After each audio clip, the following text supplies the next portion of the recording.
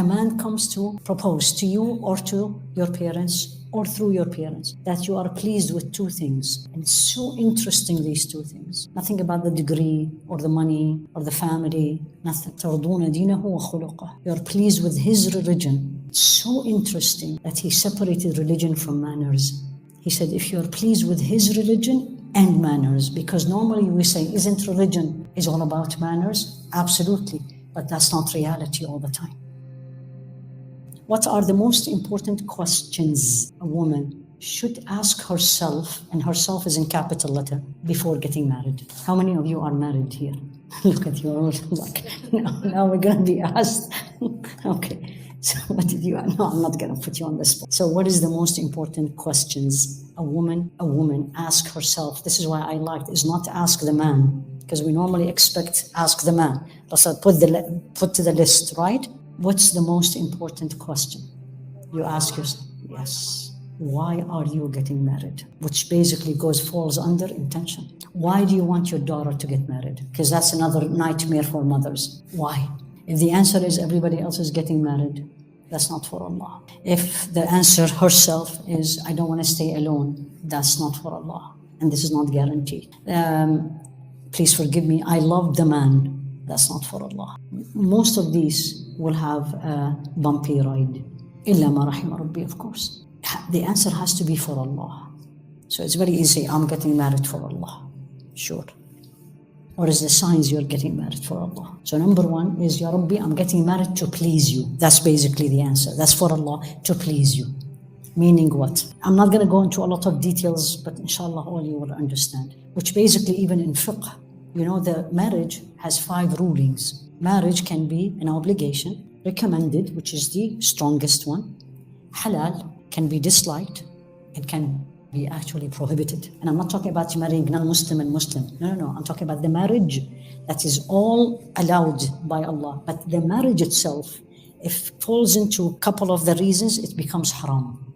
For example, if you're getting married and you know you will not be able to fulfill the husband's needs, that's haram. Same thing for the husband. You know you will not be able, and I'm not going to go to the details. And that's how that, because you're hurting that person. So let's come to number one. I want to get married to please Allah. Meaning, this is a beautiful statement. Who are you getting married to? If you are getting married to somebody who does not please Allah or disobey Allah, that's not for Allah. So you go for the deen, right? And which is the hadith of Rasul alayhi salatu wasalam. إذا جاءكم من ترضون دينه وخلقه فزوجوه وإلا فساد وفتنة. If comes to your proposal, parents and youth, a man, and this is especially for the man. The woman is a different one. I'll get to it. A man comes to propose to you or to your parents or through your parents that you are pleased with two things. And it's so interesting, these two things. Nothing about the degree or the money or the family, nothing. ترضون دينه وخلقه. You're pleased with his religion. It's so interesting that he separated religion from manners. He said, if you're pleased with his religion and manners, because normally we say, isn't religion is all about manners? Absolutely, but that's not reality all the time, unfortunately. Even for us as women, the same thing. So he says, if the person who proposed to you or to the parents that you are pleased with his religion and his manner, the order is say yes. فَزَوِّجُوهُ.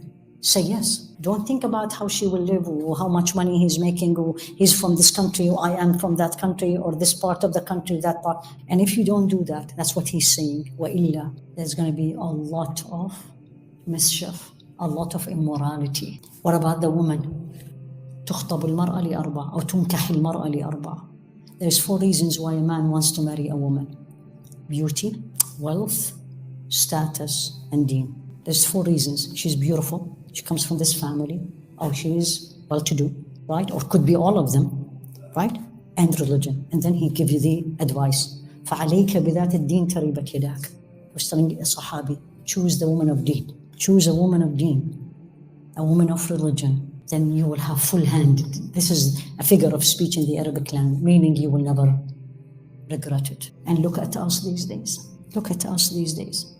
Why do we get married, right? I give always this example, and correct me if I'm wrong, right? You have two men propose to you as a woman or propose to you as parents. So this person, very well to do, everything is check, check, check, check, right? The salah, maybe. And the other person, right? The checks are half checks, moderate, nothing major, but nothing big also. So average education, average income, average family, but the two are there, religion and manners. Normally, what do we do? For the person whose religion needs a lot of work, what do you say? He will improve. We all say this. True? He will improve. But when it comes for dunya, he will not improve. We don't say he will improve, right? Honestly. Am I making this up? The one who improves his salah will not improve his income? No, because my priority, and may Allah forgive me and forgive us all, my priority, religion is not at the top. I'm not going to say at the bottom, but it's not at the top. And we make fun, because I've seen women, girls, we make fun of the girl who put religion as a priority. Are you out of your mind? Where are you going to find them, right? Or you found him, or he's there, but he's very average person from all dunya-wise. So where are you going to live?